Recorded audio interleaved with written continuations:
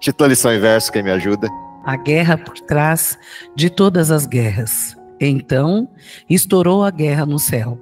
Miguel e os seus anjos lutaram contra o dragão.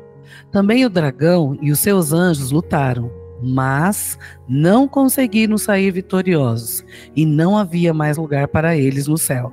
Apocalipse 12, 7 e 8. A lição dessa semana é a introdução do trimestre, é o começo do nosso estudo do trimestre, e o objeto de atenção da lição dessa semana é o contexto do tema geral. O contexto do tema geral, que é grande conflito, tem como pano de fundo a origem do mal, a origem do pecado, e por isso a lição começa o trimestre abordando exatamente isso, a guerra por trás de todas as demais, por trás de todas as outras guerras. Qual é o objetivo da lição dessa semana? Qual é o ponto central de atenção da lição dessa semana? Na realidade, o pano de fundo central da lição é o que motiva Satanás, ou o que estava no coração de Satanás, e que levou Satanás ao contexto da rebelião no céu, e, consequentemente, a partir desta compreensão, todas as demais rebeliões que assistimos no contexto terrestre passam a fazer sentido, não no sentido de explicação dessas rebeliões, mas sentido no momento em que a gente percebe a maneira como Satanás atua para levar as pessoas a esse estado de rebelião. Então esse é o objetivo central da lição dessa semana, nesse pano de fundo contextual da lição do trimestre. Pondo isso como ponto de partida, por que a escolha de Apocalipse 12 como referência? Se você prestou atenção, e aqui vão as dicas iniciais da lição desse trimestre, todas as lições, quando você chegar ali na primeira parte da lição, que é a lição de sábado, vai lá no rodapé da lição, vai ter uma observaçãozinha com asterisco. Esta lição foi baseada, ou está baseada, nos capítulos 29 e 30 do livro Grande Conflito. A da próxima semana, os capítulos 1.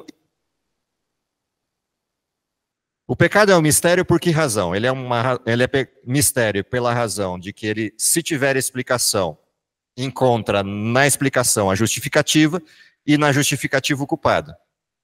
Se houvesse um culpado justificável para o pecado seria uma realidade eterna. Ou seja, o fato do pecado ser uma realidade circunstancial, de ele ter começo e fim, está exatamente neste ponto do mistério do pecado. Mas existe uma questão lógica do pecado que para nós faz sentido e para nós é importante manter como foco, que é o amor. Ou seja, qual é a causa do pecado? Entre 500.000 aspas, a palavra causa. A causa do pecado é o amor de alguém que decide criar seres realmente livres. Ou seja, o pecado é a prova ao contrário, é a prova derivada ao contrário, de que liberdade é liberdade mesmo. Quando Deus criou seres, não criou seres ficcionalmente livres, não criou seres num ato de faz de conta de liberdade, criou seres que pudessem se rebelar contra Deus, ainda que essa rebelião produzisse como dano colateral a extinção. Porque desligar-se de Deus é deixar de existir. Isso é importante a gente manter como parte inicial dessa discussão. Por quê? Enquanto a gente não tem isso realizado, a gente fica na falsa ilusão de que o processo da liberdade é um processo de liberdade incondicional. E isso não existe, isso sim é ficção. A liberdade não é um ato incondicional. A liberdade é um ato condicional do amor. Um Deus que ama permite que seres escolham existir com Deus ou não existir. Porque não existe outra possibilidade de vida ou de existência que não seja em Deus. E, portanto, a liberdade que sempre existiu foi a de existir com Deus ou de não existir. E é este exatamente o ponto de rebelião de Satanás. Elmer?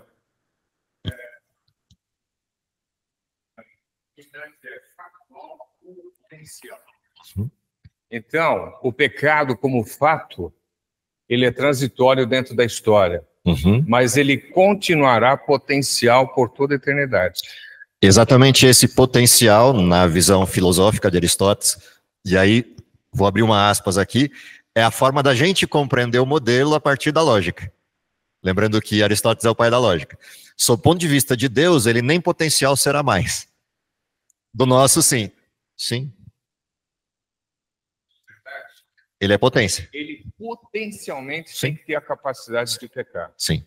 Então, o que a gente precisa entender é por que isso não vai acontecer mais. Exato. Porque é o seguinte, se você fala, não, por toda a eternidade, não haverá nem a possibilidade de pecar, ou seja, não haverá como potência, A liberdade acaba. a liberdade acaba. Sim. Então, esse é o grande ponto. Sim. Então, como potencial, a possibilidade de pecado vai existir por toda a eternidade, Sim. porque o livre-arbítrio continuará. E a razão Só pela não vai qual... acontecer como fato por algum motivo. Sim, E aí que é a esse lição motivo dessa semana. Que é a lição dessa semana. Exatamente. Ou seja, quando a gente entende isso, a lição faz algum sentido na discussão dela. Se a gente não resolve essa conta inicial, a lição fica num debate de natureza filosófica, no sentido de qual é a resposta para tudo isso, e a gente perde a essência. Então, por que estou começando com isso? Por que estou começando a tocar neste ponto primário? Porque se a gente olhar os argumentos que Satanás usa para o processo de sustentação do pecado, ele tenta derrubar esta percepção.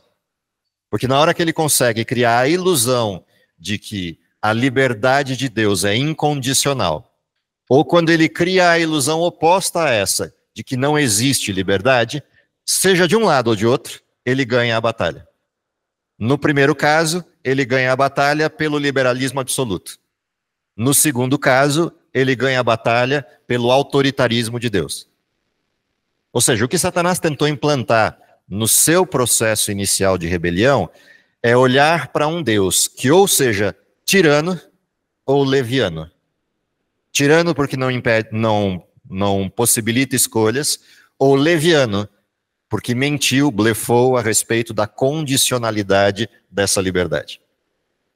E assim ele mantém os seus argumentos até os dias de hoje. O que é curioso nessa forma de Satanás é que isso está presente na filosofia, na teologia, na estrutura legal, no comportamento ético humano.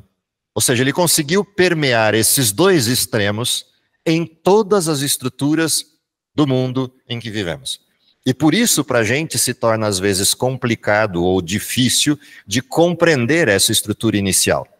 E, obviamente, aqui, compreender aquilo que é compreensível disso. Compreender aquilo que está revelado disso.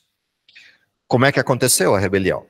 Se você parou para ler os textos dessa semana, ou seja, se você tomou atenção lá nos textos de Ellen White do livro Grande Conflito, durante o percurso de estudos dessa semana, o que a gente percebeu nestes estudos, o que a gente percebeu ao longo da leitura dos capítulos 29 e 30, que eram os textos para essa semana. Primeiro, quando Satanás foi criado, qual era o seu contexto?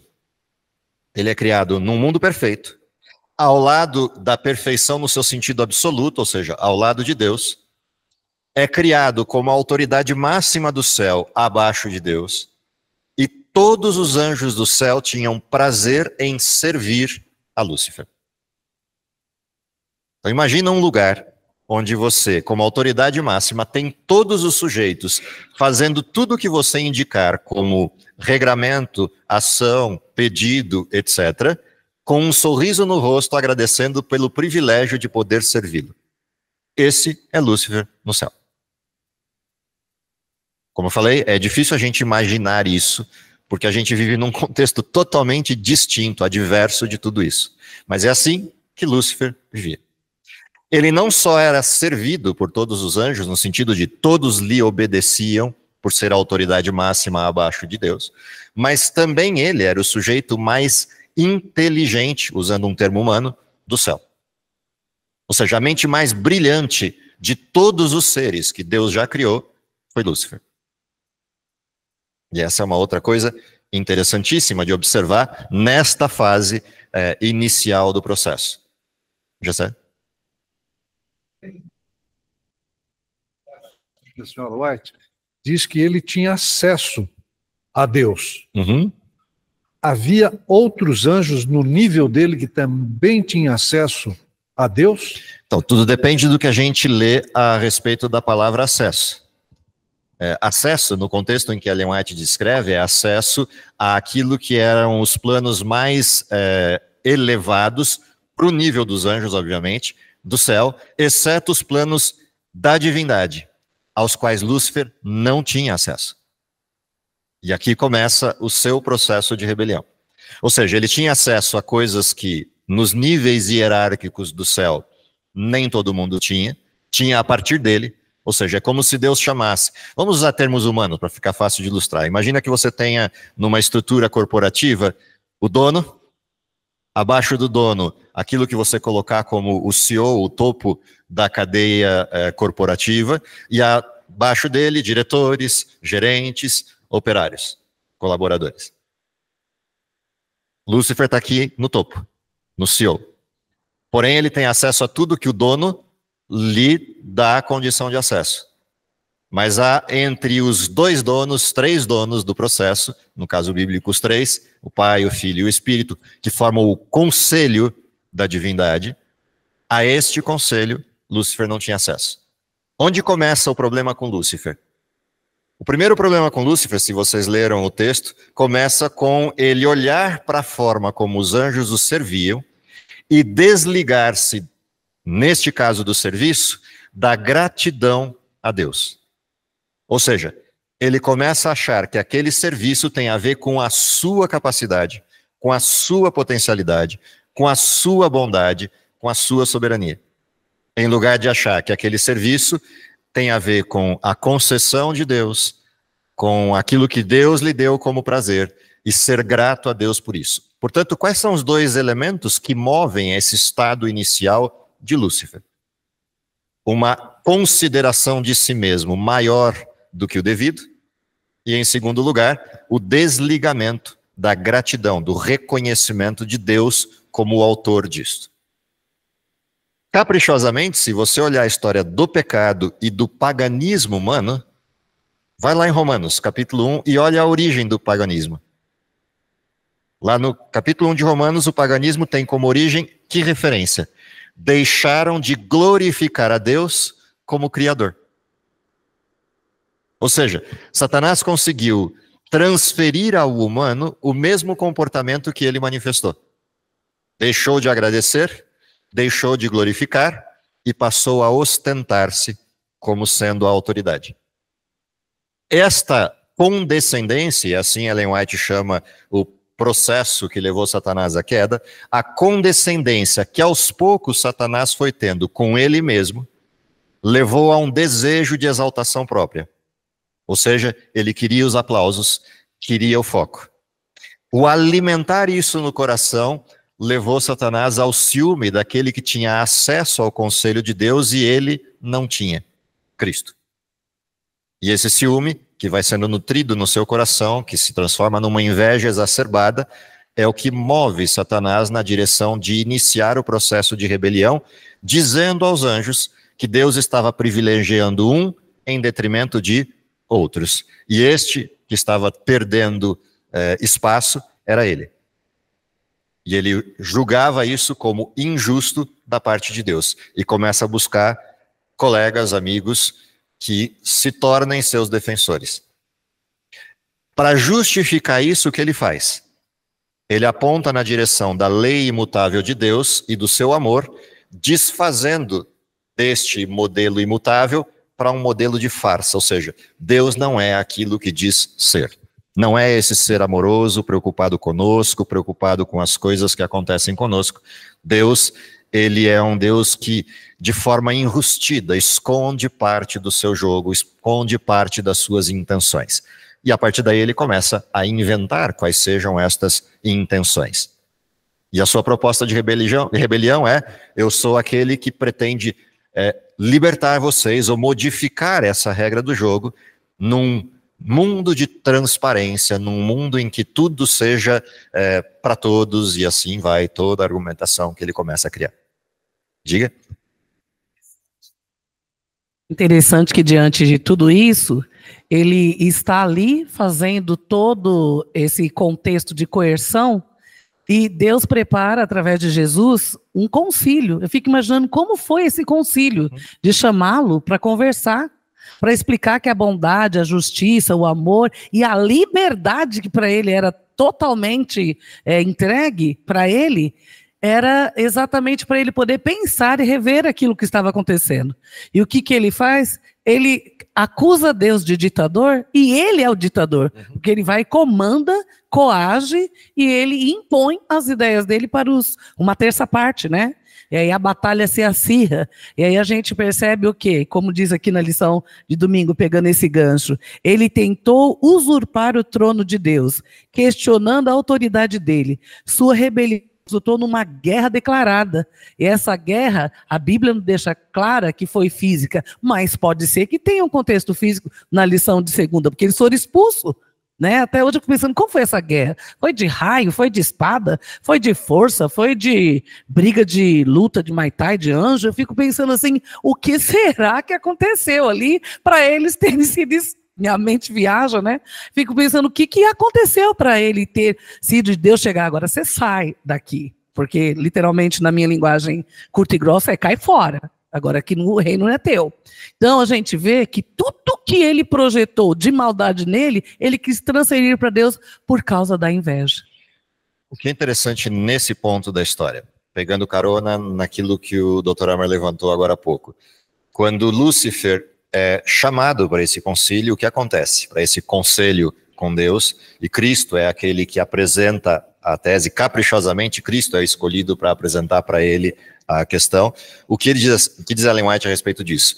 Mas sendo-lhe demonstrado que seu descontentamento era sem causa, convenceu-se Lúcifer de que estava em erro, de que as reivindicações divinas eram justas e de que as deveria reconhecer como tais perante todo o céu. Ou seja, ele não continuou enganado. A razão pela qual Deus concedeu tempo para que amadurecesse o processo, porque Deus poderia ter resolvido o problema no marco zero, mas não, deixou correr bastante tempo, tempo suficiente para ele construir os argumentos, para ele disseminar os argumentos, e diferente do que acontece depois da queda definitiva, no processo inicial, Lúcifer não é autoritário. Ele como a gente diria na linguagem de hoje, ele se paga de vítima. E ele espalha um conceito de vitimismo diante do processo. Ele manipula as pessoas. Ele não mostra o que de fato eram suas intenções. E quando ele se convence de que ele está errado, não há dúvidas do processo, o que ele deveria fazer? Ir perante todos e dizer, eu estava errado nos meus argumentos, e descrever por que estava errado. Para que os outros tivessem agora a alternativa de perceber que houve um processo de manipulação. E é aí que se demonstra que Lúcifer caminhou demais, foi longe demais com a sua tese. Porque o que acontece? Se houvesse ele feito isso, poderia haver salvo a si mesmo e a muitos anjos. Por esse tempo, não havia ainda renunciado completamente a sua fidelidade para com Deus, posto que houvesse perdido a posição de querubim cobridor, teria sido reintegrado em seu mistério. Ou seja, a partir do momento em que a rebelião ultrapassa o limite, ainda que ele quisesse voltar, seria admitido voltar. Ele reconhece o erro. O problema é que ele não aceita voltar nas condições do desenho de um anjo. Ele quer voltar num outro formato. Ele quer voltar no formato inicial, com a autoridade inicial. Não é dito dentro do desenho qual seria a atitude de Deus se Lúcifer tivesse se arrependido. A gente tem uma indução primária do que Lúcifer pensava, mas não tem a referência completa do que Deus faria.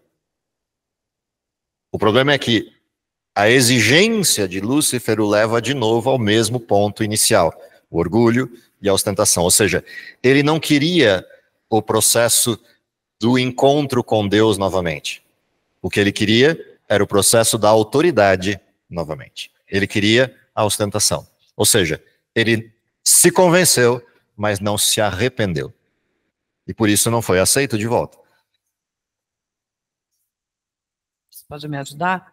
Então, a extensão da misericórdia de Deus foi no fim com ele. Sim. E ele, mesmo vendo essa extensão nos atos divinos, continuou então mantendo essa rebeldia. Sim. Então a graça jamais o alcançaria nesse pensamento. O que Lúcifer teve foi remorso, a mesma atitude que a gente vê em Judas. Mas ele não tem a condição de voltar porque o arrependimento genuíno não ocorre. E é por isso que o texto vai descrever Jesus com lágrima nos olhos, tem que dizer para Lúcifer, infelizmente, não posso te receber de volta. Se eu recebesse você de volta, o céu primeiro seria um inferno para você e para os demais, no sentido da linguagem de hoje, da minha abordagem. Esse é o desenho.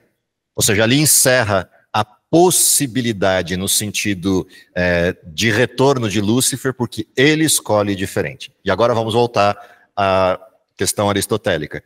Potencialmente, até quando Lúcifer pode se arrepender? Até a cruz. De forma real, factual, até quando Lúcifer podia se arrepender? Até aqui. Ou seja, enquanto Cristo não morre na cruz, todos os pecadores têm disponibilidade de perdão. Lúcifer, inclusive. Se a gente olha a realidade, o que Ellen White descreve. Aqui, nesse momento, nessa cena da conversa com Jesus, Satanás tomou uma decisão sem volta. E o resultado disso qual é? Todas as faculdades de sua mente superior foram então aplicadas à obra do engano. Ou seja, aqui ele se torna mal e mal continuamente. Parte curiosa disso. O que acontece com ele a partir disso, a partir desse momento? Percebe? Ele está fora do céu, todas as faculdades voltadas para o processo do engano. O que acontece com ele a partir daqui? Esse intervalo entre o Gênesis, essa cena, e a cruz, Apocalipse 12, tem um tempo de atuação. Se você olha as outras descrições do capítulo e mais outros textos correlatos, o que você vê? A partir desse momento, Lúcifer tem uma obra a fazer. Todos os mundos criados por Deus têm duas árvores. Uma da ciência do bem e do mal e outra da vida. Em todos esses mundos, Satanás leva o seu intento de proliferar sua rebelião. Um desses mundos aceita essa proposta, o nosso. Os demais rejeitam a proposta, não aceitam a proposta. Qual passa a ser a atitude de Satanás? Ele passa a ter dois alvos principais. O nosso, porque já está conquistado, e o céu. O que me chama a atenção nessa história é a paciência de Deus. Em primeiro lugar, lá na fase inicial, de permitir todo o desenho da rebelião se desenhar e estourar no céu. Depois permitir todo o processo de Satanás de proliferação, ou tentativa de proliferação do pecado pelo universo inteiro, até a queda do mundo. E ainda permitir, durante os 4.000 anos de história do Velho Testamento, a entrada de Satanás no céu. Seja no sentido de pedir essa entrevista com Cristo, seja no sentido de comparecer diante de Deus, acusando Deus de tirania pelo cuidado com Jó e descuidado com os demais. Ou seja, ele continua desempenhando sua obra. Se você olha alguns textos de Ellen White, ela aponta na direção de que Satanás, nos portais do céu, incomoda os anjos que entram e saem do céu para fazer a sua obra, tentando dissuadir mais alguns de seguir a Deus e convencê-los a seguir os seus intentos. Ou seja, ele ultrapassa os limites, inclusive, da sanidade. Se a gente fosse para a medicina, a gente fica na dúvida entre a psicopatia ou o processo da sociopatia, ou o acúmulo dos dois no mesmo sujeito. Mas assim, ele ultrapassa os limites, inclusive, daquilo que a gente chamaria de sanidade mental. Porque ele mentiu tanto para si mesmo que aquilo se tornou de fato a sua verdade. Eu fico imaginando o que é você viver numa condição dessa, assistindo todos os produtos da sua ação. Fico imaginando o que vai ser durante 1000 anos assistir o resultado disso num processo insólito de solidão absoluta. Essas são as condições que o pecado tem como resultante de tudo isso. Como é que o processo seguiu? O processo seguiu com Satanás vindo à Terra, e a gente conhece o processo da queda do ser humano. A Terra passa a fazer parte desse conflito. O que acontece no processo do engano produzido na Terra e quais são os métodos de Satanás que levaram a Terra ao envolvimento neste processo? Primeira coisa interessante, Satanás tem uma metodologia que é o desenho de sofisma, ou o desenho de mistura da verdade com o erro. Suas afirmações iniciais com Adão e Eva têm este perfil. No primeiro encontro com Eva, ele apresenta algo que Deus fez, mas invertido. Provoca o diálogo, Eva entra no processo de tentativa de defesa de Deus e é iludida pelo argumento inicial. Deus blefou, Deus escondeu o jogo, Deus não quer que você caia. O que acontece a partir desse momento?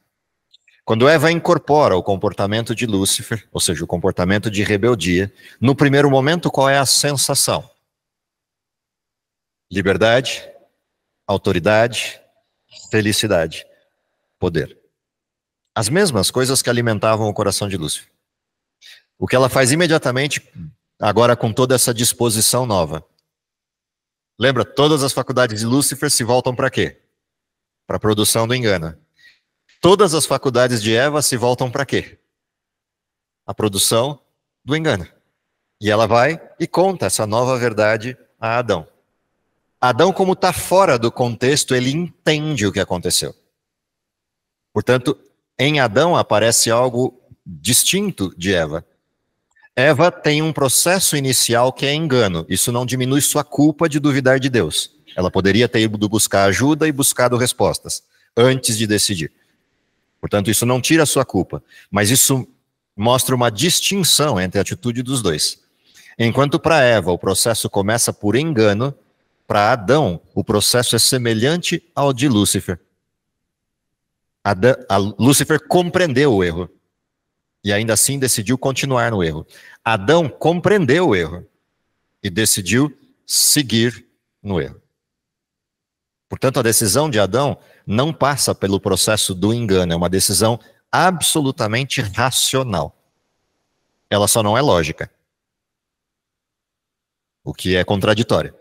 Ela é racional, porque ele pensou para fazer, mas ela não é lógica, porque ele quebrou os paradigmas iniciais para tomar a decisão. Ou seja, a dúvida de Adão para com Deus é: Deus será suficientemente amoroso para perdoar Eva ou vai destruí-la? Se ele vai destruí-la, prefiro ir junto com ela. Ou seja, ele projeta em Deus a dúvida da tirania. É interessante observar essa distinção dos dois. Porque é exatamente essa distinção que se faz presente em todos os seres humanos até hoje. Quais são as nossas perguntas clássicas enquanto humanidade para Deus? Se Deus é amor, por que existe sofrimento? Se Deus é amor, por que existe a morte? Se Deus é amor, por que o pecado existe? Se Deus é amor, ele é o culpado de tudo porque criou Lúcifer. Percebe? A gente projeta os mesmos argumentos. Um pouco mais de sofisticação e alguma distinção, mas são os mesmos argumentos. A base é sempre a mesma. Por isso, o contraste inicial entre um mundo perfeito e a exposição da tese de Lúcifer é o que nos permite perceber as artimanhas do nosso tempo. Porque elas são exatamente as mesmas. Não mudou.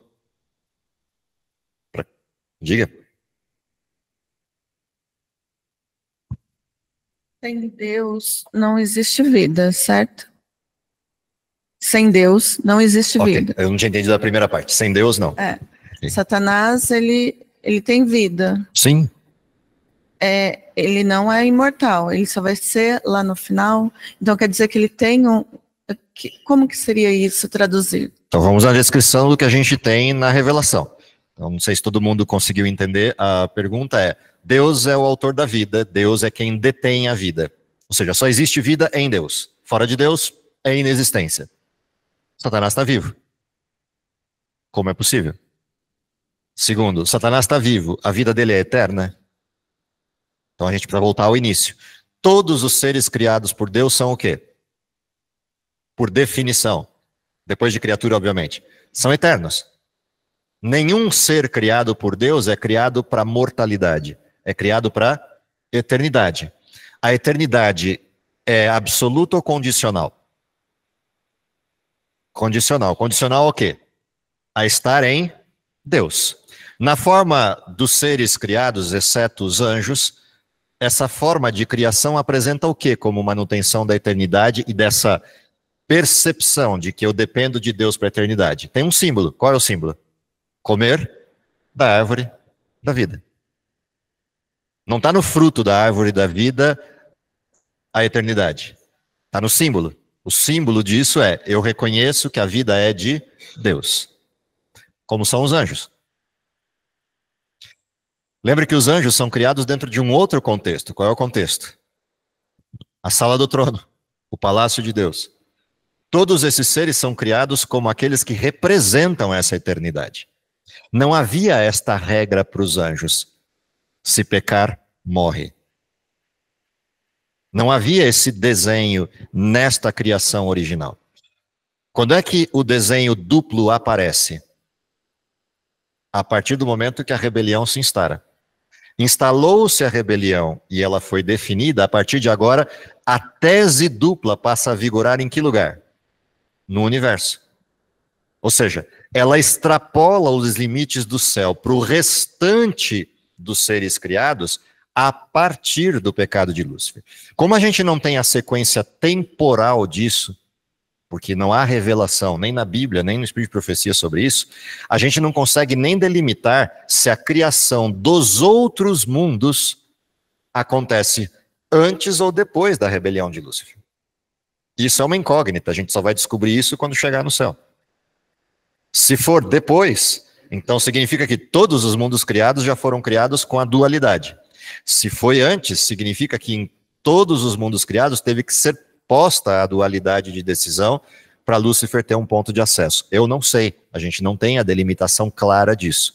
A gente só sabe que todos tiveram acesso a essa dualidade. Ou seja, a rebelião primeiro esteve velada no céu. Lúcifer não espalhou essa rebelião pelo universo. Ele começou ali.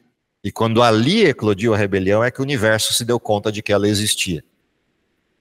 E isso é interessante de observar nesta questão. Ou seja, há todo um fluxo, há todo um processo acontecendo dentro dessa situação até que a dualidade chegue.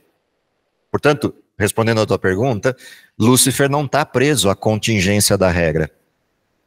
Por justiça, o que Deus faz? Ele não aplica a regra em Lúcifer. Até porque ela não existia antes dele. E Deus, na sua justiça, permite que a tese se mostre impossível. E dá o tempo necessário para isso. Todos os demais não têm essa possibilidade. Ou seja, não é o nosso caso.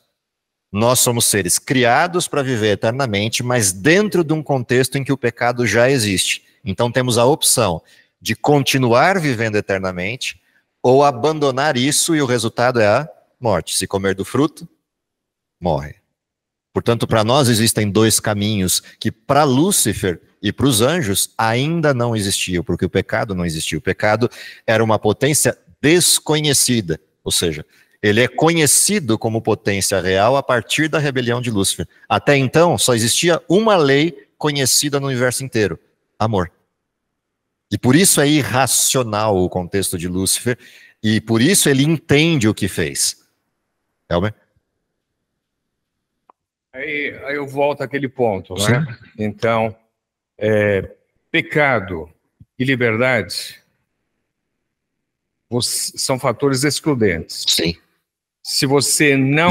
Só lembrando de pontuar para ninguém confundir, liberdade sob o conceito divino, isso, não o humano. Isso, então, o potencial, ou melhor, se existe liberdade, potencialmente sempre vai ter a possibilidade Sim. do pecado. Antes e depois. Sempre, sempre. Uhum. Então, por isso que às vezes a gente tem a dificuldade de entender, mas, puxa vida, mas como é que vai ser no céu?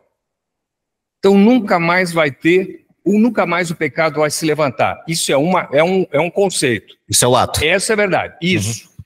Então qual é o ato? Nunca mais o pecado vai se levantar. Então não vai ter mais a possibilidade de pecado.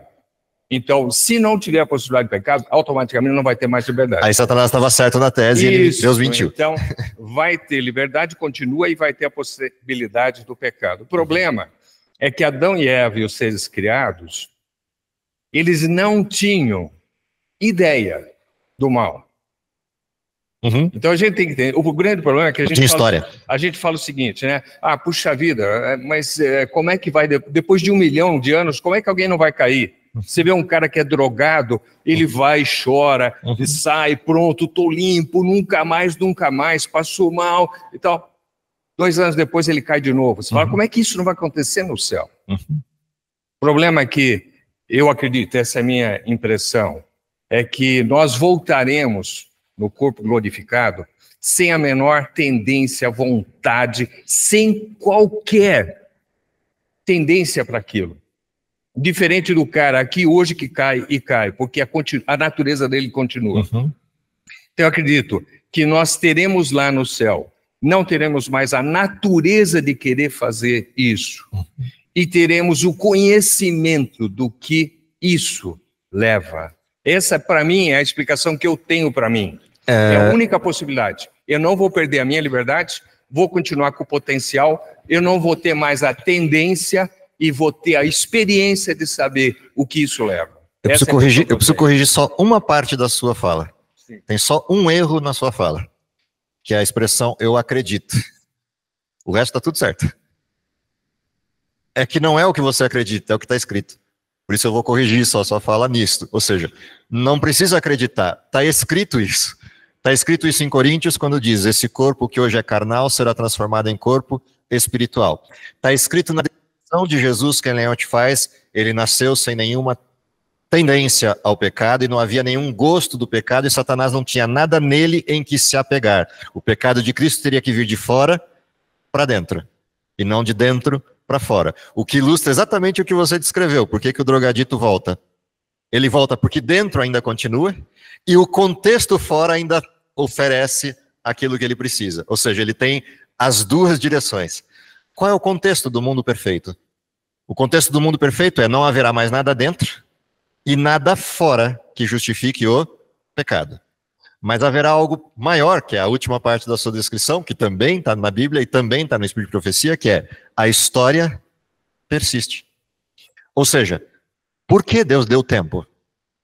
Então, voltando às perguntas clássicas da ilusão de Satanás. A ilusão de Satanás imposta ao mundo é: Deus é tirano, Deus disfarça, Deus é blefe, Deus, se é amor, não poderia permitir o sofrimento. A pergunta é: por que Deus permitiu tudo isso? Deus permitiu tudo isso porque nós escolhemos. Essa é a primeira resposta. Deus permitiu tudo isso porque, uma vez que escolhemos, precisamos entender. Deus permitiu tudo isso para que, uma vez escolhendo e entendendo, possamos contar para os outros. Ou seja, por toda a eternidade, quem é que vai contar o que o pecado é? Nós. Quem é que vai descrever o que o pecado produziu? Nós. Quem é que vai contar para os outros, as pessoas que não estão lá? Percebe? O pecado vai impor coisas dessa natureza. Existem pessoas com as quais convivemos que não estarão lá. Quem vai contar para os outros quem eram essas pessoas e por que não estão lá? Nós, se estivermos lá. Então, por que o pecado não se levanta uma segunda vez? Por esses 4 elementos, que não são uma crença pessoal, são a descrição do céu. É essa a questão. Por isso, a potência nunca se transformará mais em ato. Não porque não seja possível, mas porque num mundo perfeito vai se mostrar impossível. E vai se mostrar impossível em 2 teses. Impossível porque ninguém mais vai querer, e impossível porque mesmo que alguém viesse a querer, o que eu não precisaria mais? Aí sim a afirmação de Lúcifer se torna verdadeira. Se Deus é quem diz ser, o pecado deveria ser extinto. E será, se isso voltasse a surgir uma segunda vez. Ou seja, ninguém do universo aceitaria o pecado. O que foi a expulsão de Lúcifer no sentido definitivo? A expulsão de Lúcifer se dá, em primeira instância, pela rebelião e guerra, e de fato houve uma guerra física, Ellen White descreve esse processo, mas ultrapassa isso.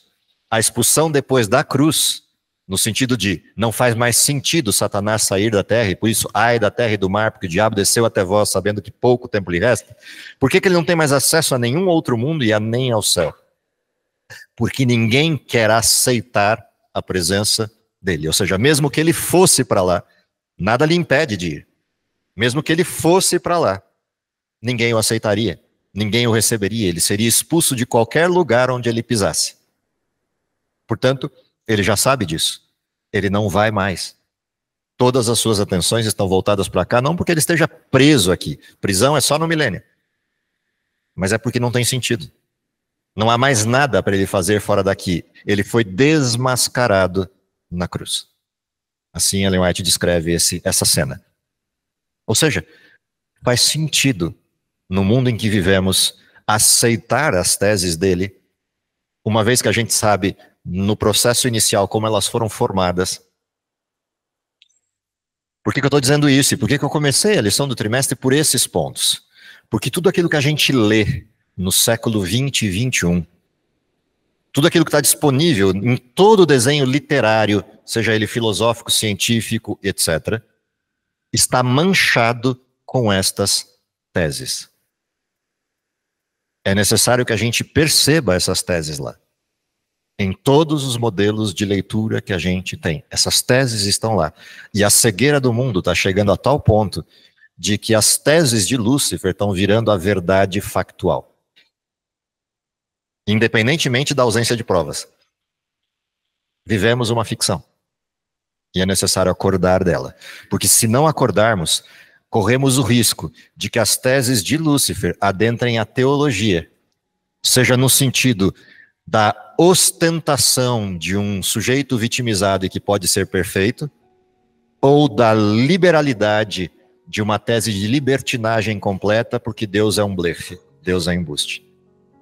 Nós corremos o risco de que a teologia seja manchada com essas teses, se a gente não perceber. Sim, sempre viveu de narrativas. Ele começa a sua estrutura com argumentos. E é assim que a gente deve entender e perceber esse começo do processo, para entender a causa das narrativas atuais. Porque por trás delas existe alguém, ou alguém, Satanás e seus anjos, incentivando todas estas construções. Com maior clareza, ou mais escondidas, mas elas estão lá, embutidas em todos os modelos teóricos, e é necessário que a gente perceba. Diga, à vontade. Tranquilo. Eu sou o caminho, eu sou a verdade. Sim. Verdade não é uma proposta, é uma pessoa. A verdade é absoluta. E hoje a gente se afasta da verdade, porque a gente passa a acreditar na narrativa. Mas até nós, adventistas, estamos acreditando nas narrativas. Há mais duas coisas importantes na definição de verdade ou na abordagem de verdade, que é o fato não só dela ser absoluta e ser única, mas é o fato dela ser exclusiva no sentido próprio da palavra e ela ser intolerante. Ou seja, onde a verdade existe, nada diferente dela persiste. Ela não tolera qualquer divergência da verdade. Ela é excludente não das pessoas, é excludente de qualquer argumento em contrário. E essa é a parte que Satanás não consegue conviver. Que Deus nos abençoe, que a lição desse trimestre seja uma provocação para a gente aprofundar essa questão, entender o momento em que vivemos, entender como esse conflito se fecha na sua fase final, que é a que vivemos. É o meu desejo para vocês, até o fim desse trimestre. Vamos orar? Querido Pai que está nos céus, te agradecemos pelo dom da vida. Te agradecemos porque, apesar de todas as circunstâncias que envolvem o pecado manifesto nesse mundo, temos a certeza de um Deus de amor, de um amor imutável, que se dispôs a vir a esse mundo, não só para demonstrar para todos nós a irracionalidade do pecado, mas também demonstrar a infinitude desse amor que nos recebe de volta na misericórdia e graça de Jesus Cristo. Dá, Senhor, que compreendendo a imutabilidade da Tua lei, a percepção clara do sentido do amor de Deus e principalmente a necessidade que temos do arrependimento do pecado, possamos tomar nossas decisões, nos aproximarmos de Ti, desenvolvermos um caráter cada vez mais próximo do Seu e principalmente levar a outros a percepção e a esperança da redenção eterna. Tudo isso te pedimos, confiado nos méritos de Cristo, em nome dele que oramos. Amém.